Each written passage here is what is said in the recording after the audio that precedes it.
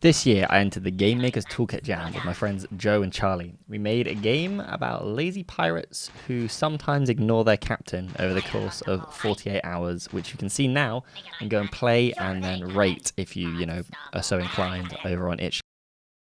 Whoa, Sally Brown, she's the girl for me, boys. Roll, swing boys, boys. Right away, sir.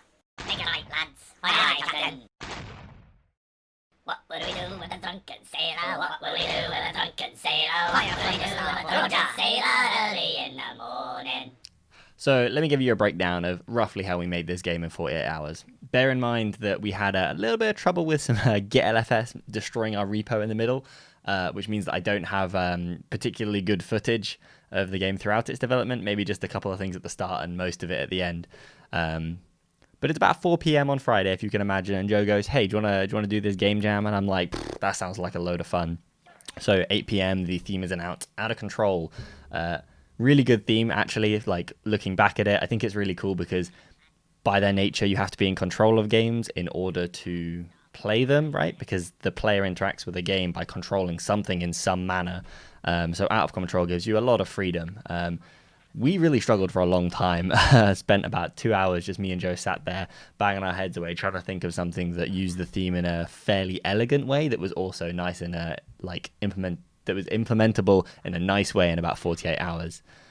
We toyed around with a few ideas. I remember that I had one for a rally driver where you were the co-driver. And so as you drive up to a corner, you make the decision saying it's, you got to quickly compile from like an overcooked style of menus, like you got to go, it's right, 90 degrees, turn at this point, which was an okay idea, but it was quite rigid in its gameplay, and we thought that it wasn't overall that great. But Joe did suggest at this point that you could apply that to a pirate ship, or just a ship generally, and then there's more freedom in when you make the commands because you can just turn at any point, not just at a corner. Because if you're driving a car and you turn before the corner, it's a big no-no, right? Whereas if you're on a ship, you turn at any point. As long as you're not driving into land, it's probably okay. So anyway, we went back and forth for a while, and Charlie joined about 10:30, 11, I think it was. He'd been playing D&D up until then, having a nice jolly time and not stressing over the theme. He came in and immediately had a couple of really nice, interesting ideas about how we could do things with platformers and just platformers where you are in control of the level and not the player. We all messed around with those for a little while, but as it turns out, Unity's physics is quite tricky to nail. And we thought that after creating these prototypes where you drag stuff around and these prototypes where you rotate the level, we could make something okay, but we thought that the 48-hour period wouldn't be a good enough time period to really polish off those mechanics to the extent that we wanted. And we found that by the end of the prototypes, the best prototypes didn't feel that out of control. And so we weren't happy with how it fit the theme. And then we sat around for a little bit longer and we thought about some more ideas, and Charlie fleshed out the idea of the pirate ship into something where you could have the pirate ship mechanics where you control it through just shouting commands, but the trick is that your crew don't always listen to you, right? So you're a pirate captain trying to command your out of control crew. And so we went to bed, and I think everyone was pretty happy at this point. I was really happy with the idea. I thought, man, this is really cool. We've got nothing.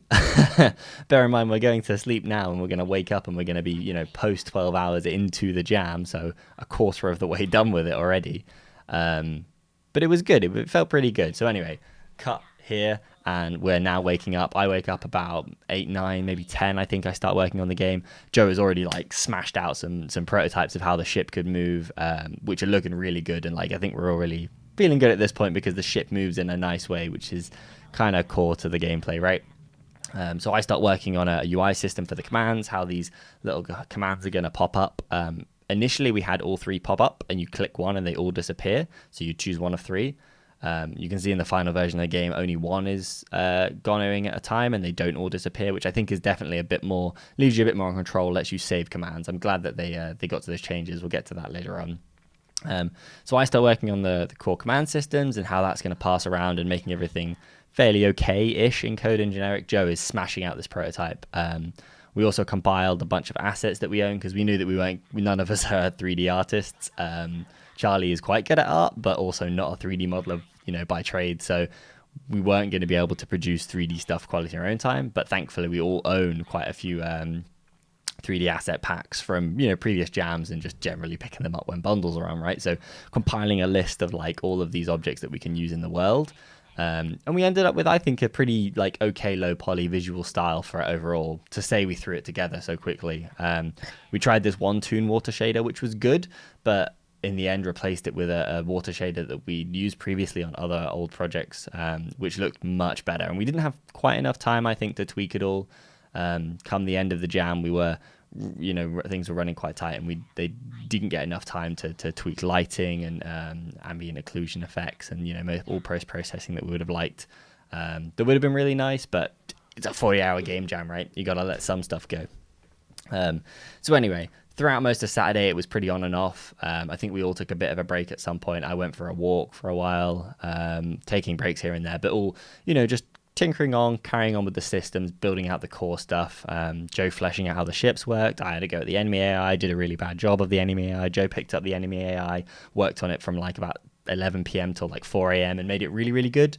In that time, I fleshed out some more of the commands, tweaked with some other stuff, sort of smaller things. So we started adding some like flavor text, like having creating Bezier paths that like animals could swim along. So there's sharks in the game, and then Bezier paths again for seagulls to fly around, and just some more little generic stuff. We originally had the idea that you would have to collect like 10 treasure chests in the world to win the game. But unfortunately, we didn't really have the time to like program in a win state or program in a lose state, something that would sort of, show those off like a cutscene or something like that. We really liked this idea of if your crew's morale hit 0, they would make you walk the plank with this little like dodgy cutscene, but we didn't get time to put that in, which is a bit of a shame. I think it's something we definitely like to try and add to the game before we leave it. But hey ho, alas, we moved on. So yeah, Saturday was tinkering around. Everyone works on a bunch of stuff. Charlie adds all these like incredible voice lines and just starts throwing these things, layering like layers of his own voice to sing sea shanties. It was really, really fun. Ahoy, me hearties. Batten down the hatches. Blow me down. I think as soon as we put the audio in, we knew like we were going to be happy with the game. Just because like shouting a command and then hearing your crew respond felt really, really nice as an interaction with the silly voices and stuff. So Sunday morning kicks off.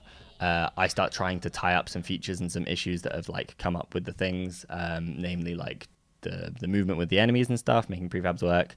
And then also it was, what did I do Sunday morning? Probably not that much, to be honest. Basically, I did as much code as I could in a short time period Sunday morning, because at 1 o'clock I had to leave. And so I leave about 1:30, 2-ish.